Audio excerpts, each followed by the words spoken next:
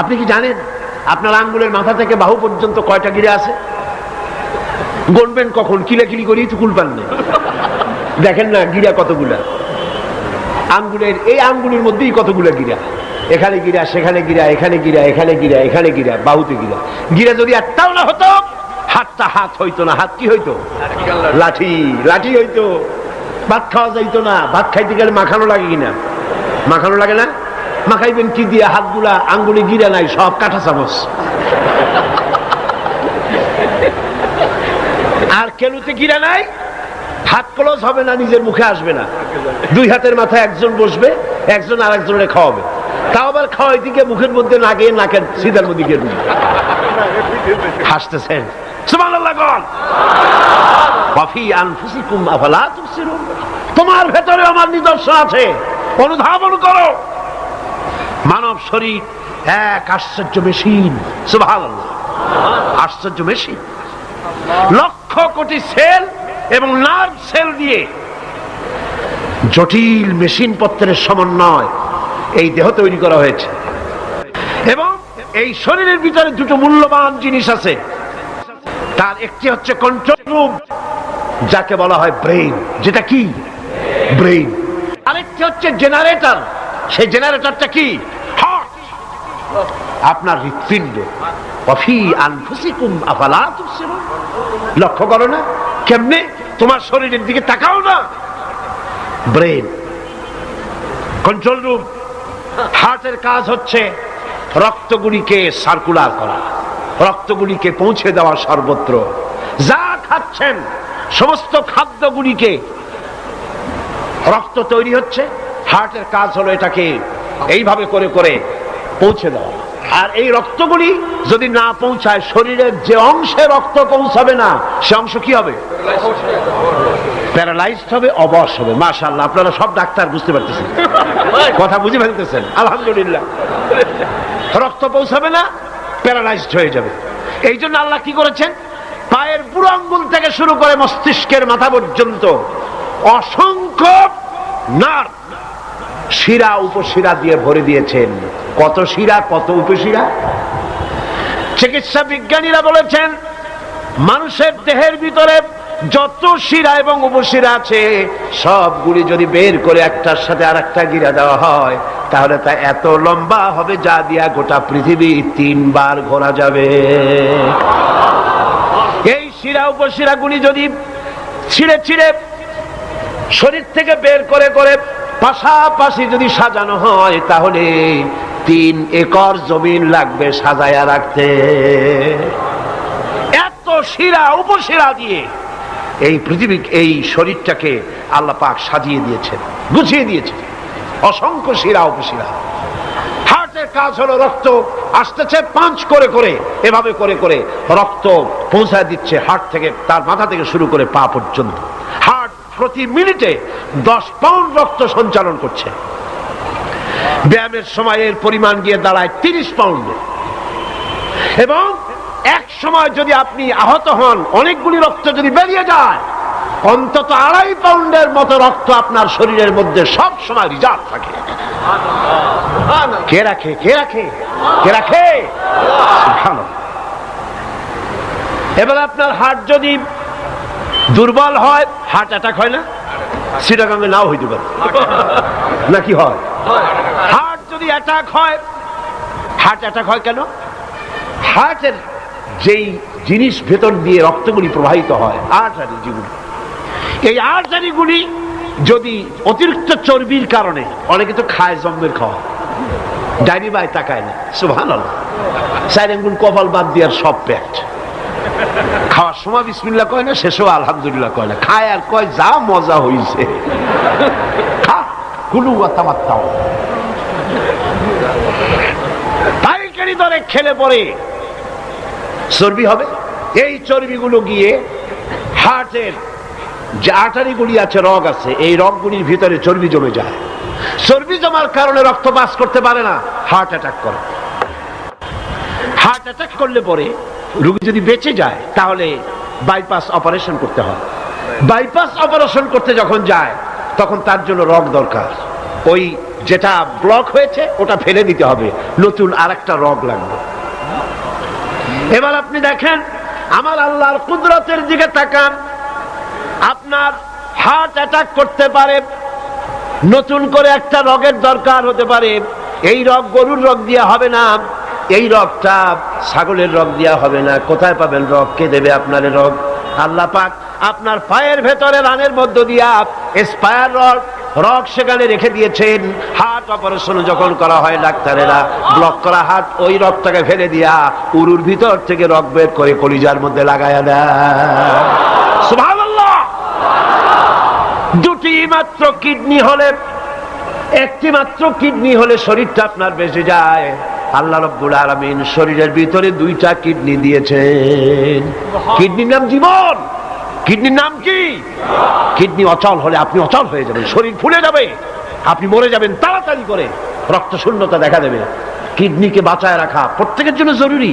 আর kidney বাঁচাবার জন্য পানি খাবেন বেশি করে। কি খাবেন? কি খাবেন? পানি। সুবহানাল্লাহ, সুবহানাল্লাহ। এ পানি খান নিয়ামত, পানির অপচয় করবেন না। আমার নবী বলেছেন প্রবাহমান নদীর ঘাটে বসেও এক ফোঁটা পানির অপচয় করো না। প্রবাহমান নদীর ঘাটে বসেও পানির অপচয় করো না। সুবহানাল্লাহ। পানি নিয়ামত, পানি খান বেশি করে, কিডনি সচল থাকবে। আলহামদুলিল্লাহ। একটা কিডনি হলে চলে, আল্লাহ পাক দুটি কিডনি দিয়েছেন, একটা বন্ধ হলে যেন আর একটা দিয়ে সেজন্য চলতে পারে। সুবহানাল্লাহ। মানুষের শরীরের ভেতরে এই পরিমাণ লেমন আছে যা দিয়া একটা ঘর সাদা বানানো যায়, এই পরিমাণ ফসফরাস আছে যা দিয়া ২৫০০ ম্যাচ বানানো যায়। তোমার শরীরের ভিতরে আমার নিদর্শন আছে। মানুষের এই আশ্চর্যজনক দেহটাকে ঢেকে দেওয়া হয়েছে একটি শীতাতপ নিয়ন্ত্রিত চামড়া দিয়া। সেই চামড়াটা ২০ বর্গ ফিট। এই চামড়ার ভেতরে রয়েছে অসংখ্য লোমকূপ, অসংখ্য লোমকূপ দিয়ে এই চামড়াটা তৈরি করে দেওয়া হয়েছে। এবং এই চামড়া দিয়ে শীত এবং গরম অনুভব করার শক্তি দেওয়া হয়েছে। দুটি চোখ দেওয়া হয়েছে, শ্রবণের জন্য কান দেওয়া হয়েছে। কে তিনি যিনি আমরা চোখ দিয়া নেগেটিভ দেখি? চোখ দিয়া কি দেখি? চোখ দিয়া দৃশ্যের নেগেটিভটা দেখি, ওই দেখার সাথে সাথে ব্রেনের ভিতরে গিয়া কোন শক্তি পজিটিভ বানায়া আমারে দেখায়। তার নাম কি? আমার কানের ভিতরে অসংখ্য শব্দ চতুর্দিক থেকে আসে, শব্দগুলিকে বিন্যস্ত করে একটা একটা করে শোনবার জন্য আমার কে কানের ভিতরে কে ব্যবস্থা করে দিয়েছেন? তার নাম কি? একটা মাত্র জিহ্বা, একটি মাত্র জিহ্বা মুখের মধ্যে আল্লাহ দান করেছেন। এই জিহ্বার ভিতরে কত স্বাদ আল্লাহ রব্বুল আলামিন দান করে দিলেন। এই জিহ্বায় রসগোল্লার স্বাদ একরকম, জিলাপির স্বাদ আর এক রকম, চানাচুরের স্বাদ একরকম, পুঁটি মাছের স্বাদ একরকম, লোট্টা ফিশের স্বাদ আর একরকম, ঠিক কিনা? শুটকি মাছের স্বাদ আর একরকম, কাবাবের স্বাদ আর একরকম, আপেলের স্বাদ একরকম, বড়ের স্বাদ একরকম। একটা জিহ্বা দিয়া হাজারো স্বাদ নেওয়ার তৌফিক দিলেন আল্লাহ। সেই খাবার সময় বিসমিল্লাহ বলে না, পরেও আলহামদুলিল্লাহ কয় না। এত নিয়ামত দিয়ে আল্লাহ পাক এই সজীব শরীরকে সাজিয়েছেন, শরীরটাকে সুন্দর করেছেন, সুগঠিত করেছেন। আল্লাহ পাক বলেন তোমার শরীরের ভিতরে রয়েছে আমার দৃষ্টান্ত, এগুলি দেখো। তোমার ব্রেইন, মানুষের মাথায় যে মাথার ভিতরে যে ব্রেইন দেওয়া হয়েছে, এর ভিতরে রয়েছে অসংখ্য সেল, যার মধ্যে বুদ্ধি, প্রজ্ঞা, সুখ, দুঃখ, মেমোরি। এই পৃথিবীতে মানুষের মাথায় যে ব্রেন দেওয়া হয়েছে, এটা সর্বোচ্চ ওজন হচ্ছে ৩ পাউন্ড। ৩ পাউন্ড ওজনের এই বস্তুটিকে রাখা হয় মাথার খুলির মধ্যে, মাথার মাঝখানে। এই ব্রেন দেহের কোটি কোটি সেনা প্রহরীকে পাহারার কাজে লাগায়। এই ব্রেন বুদ্ধি করে, বুদ্ধি দিয়ে লাগায়।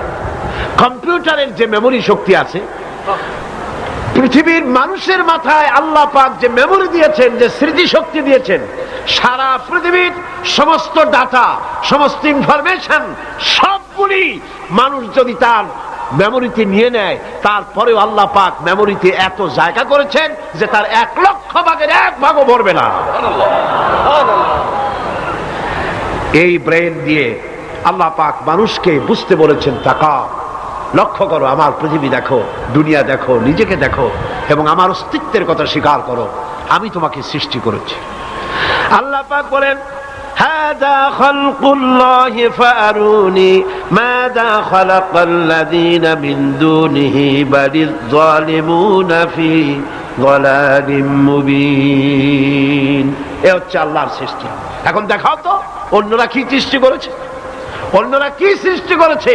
আছে কিছু? অন্যরা আল্লাহর জিনিস দিয়া, তারা আল্লাহর জিনিস দিয়ে জোড়াতালি দিয়ে তৈরি করেছে, কিন্তু সমস্ত সৃষ্টির মূল হচ্ছে আল্লাহ পাক।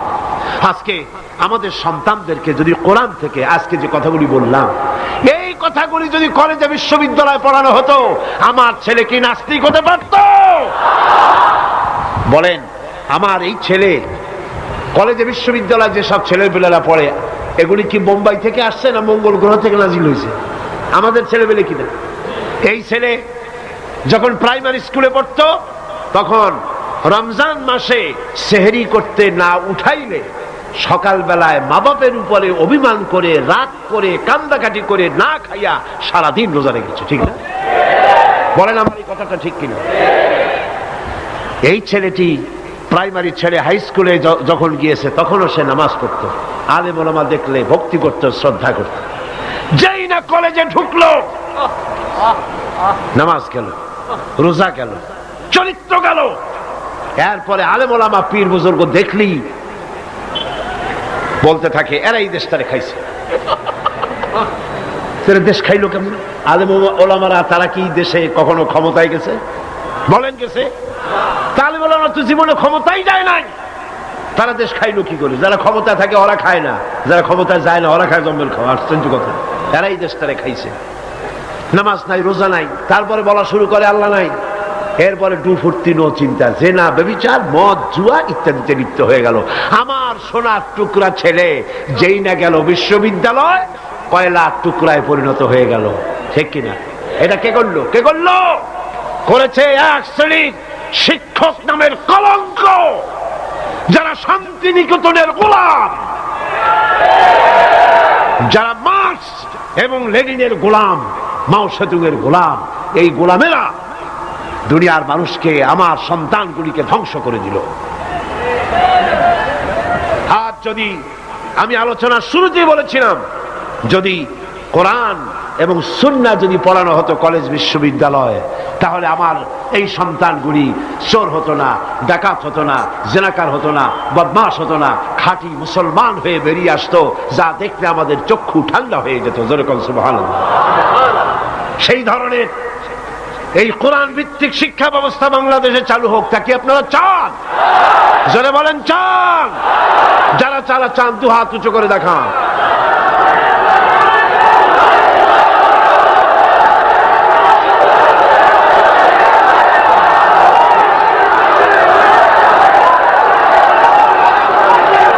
বসুন, বসুন। হাত তুলতে বলেছি, মাথা তো তুলতে বলিনি। আল্লাহ রাব্বুল আলামিন তিনি কোরআন দিয়েছেন মানুষকে শিখবার জন্য, চরিত্র বানাবার জন্য, দিনদার হওয়ার জন্য। এই কোরআন এবং সুন্নাহর বদৌলতেই পৃথিবীতে শান্তি এসেছিল, পৃথিবীতে অর্থনৈতিক মুক্তি এসেছিল, মানুষ সুখ পেয়েছিল, মানুষ সৌন্দর্য পেয়েছিল। আমরা যদি আবার সুখ শান্তি ফিরে পেতে চাই, আবার আমাদেরকে কোরআন এবং সুন্নাহর শিক্ষার দিকে ফিরে যেতে হবে। এর কোনো বিকল্প আছে? কোনো বিকল্প নাই। সেই কোরআন সুন্নাহর দিকে আমরা কিভাবে যাব, সেই বর্ণনা হবে আগামীকাল ইনশাআল্লাহ। তাওহীদের পথে, শিরক থেকে বেঁচে আল্লাহর পথে আগাবার জন্য আমরা তৈরি হয়ে যাই। মুনাজাতের জন্য দাঁড়ানো ভাইয়েরা সবাই বসুন। যত ভাই দাঁড়ানো, সমস্ত ভাইয়েরা যার যার জায়গায় বসে পড়ুন, মুনাজাতে শরীক হন। দুই ভাই, দুই অমুসলিম ভাই ইসলাম কবুল করার জন্য এখানে এসেছেন। এর একজনের নাম হলো তপন রক্ষিত, হিন্দু ধর্মাবলম্বী।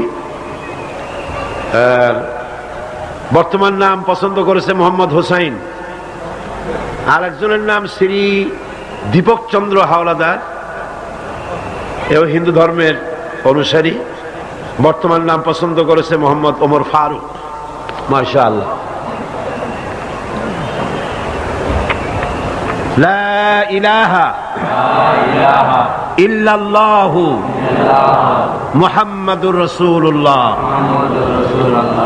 আল্লাহ ছাড়া কোন ইলাহ নাই, মাবুদ নাই, উপাস্য নাই, তিনি এক, যিনি একক। মুহাম্মদ সাল্লাল্লাহু আলাইহি ওয়াসাল্লাম আল্লাহ প্রেরিত রাসূল। জোরে বলো, আশহাদু আল্লা ইলাহা ইল্লাল্লাহু ওয়াহদাহু লা শারীকা লাহু ওয়া আশহাদু আন্না মুহাম্মাদান আবদুহু ওয়া রাসূলুহু। আমি সাক্ষ্য দিচ্ছি আল্লাহ ছাড়া কোনো ইলাহ নাই, মাবুদ নাই, উপাস্য নাই, তিনি এক, তিনি একক, তার কোন অংশীদার নাই। আমি আরো সাক্ষ্য দিচ্ছি মুহাম্মদ সাল্লাল্লাহু আলাইহি ওয়াসাল্লাম আল্লাহর প্রেরিত রাসূল এবং তার বান্দা। সকলকে বলো আসসালামু আলাইকুম। এই দুই তরুণ যুবক একটু আগে মুশরিক ছিল, এখন তারা আমাদের তাওহীদি ভাই। এবং আজকের মাহফিলে ছোট্ট ছোট্ট বাচ্চারা যেভাবে মাসুম, এই দুজনও সেইভাবে নিষ্পাপ, বেগুনাহ, মাসুম ঘোষণা করেছেন রাসূল করিম সাল্লাল্লাহু আলাইহি ওয়াসাল্লাম।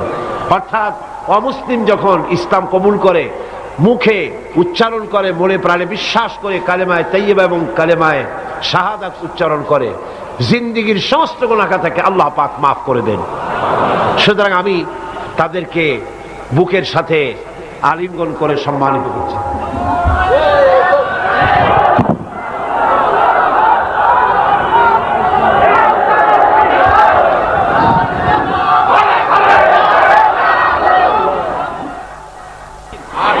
اللهم آمين.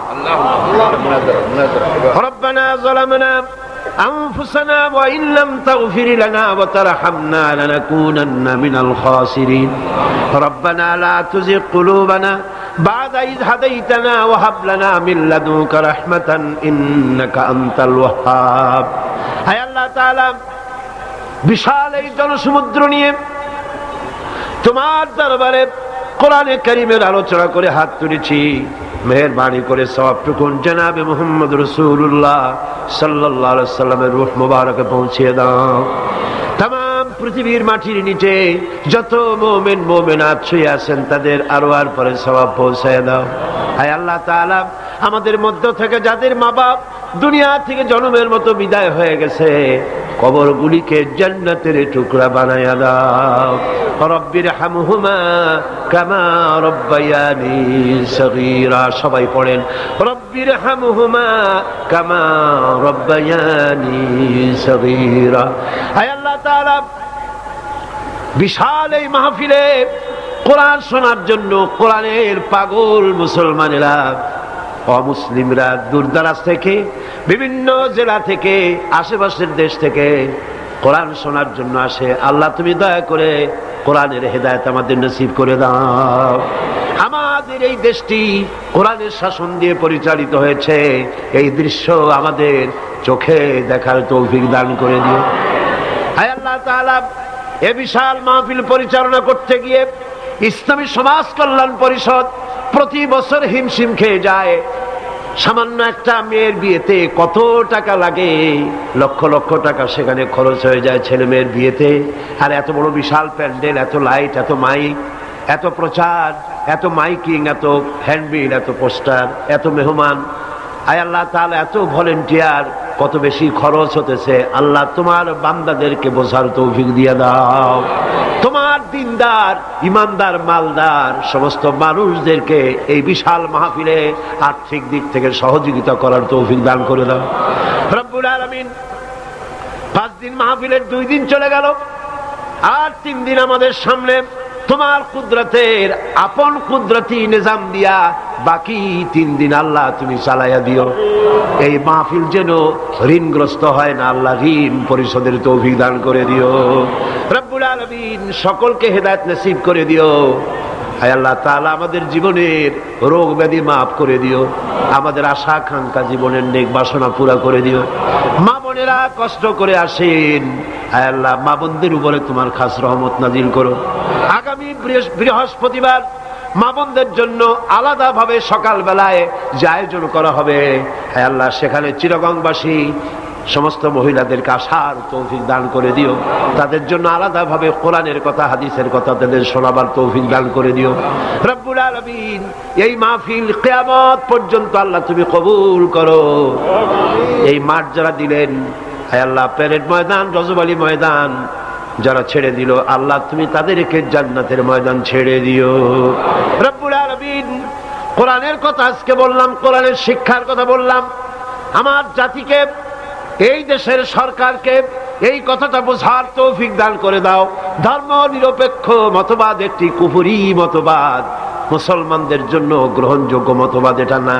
এই জিনিসটা তাদের বোঝার তৌফিক দাও। ধর্ম নিরপেক্ষ শিক্ষা ব্যবস্থাকে দূরে ছুঁড়ে মেরে কোরআন সুন্নাহ অনুযায়ী ইসলামী শিক্ষা চালু করার তৌফিক এদের দিয়ে দাও। আয় আল্লাহ, যে সমস্ত মেহমানদেরকে এখানে দাওয়াত দেওয়া হয়েছে, সমস্ত মেহমান সহি সালামতে তাদের যাতায়াতের ব্যবস্থা করে দিও এবং তাদেরকে সুন্দর করে উপস্থাপনা করার বলার তৌফিক দান করে দিও। রব্বুল আলামিন তুমি আমাদের দিলের সমস্ত নেক কামনা পুরা করো এবং আমাদেরকে তোমার খাঁটি গোলামদের মধ্যে শামিল করো। রব্বুল আলামিন কিয়ামতের দিন তুমি মেহেরবানি করে আমাদেরকে তোমার গোলাম হিসাবে কবুল করে নিও। রব্বানা তাকাব্বাল মিন্না ইন্নাকা আনতাস সামিউল আলিম وتب علينا إنك أنت التواب الرحيم سبحان ربك رب العزة عما يصفون وسلام على المرسلين الحمد لله رب العالمين واجعل آخر كلمة عند الموت لا إله إلا الله محمد رسول الله. السلام عليكم ورحمة الله.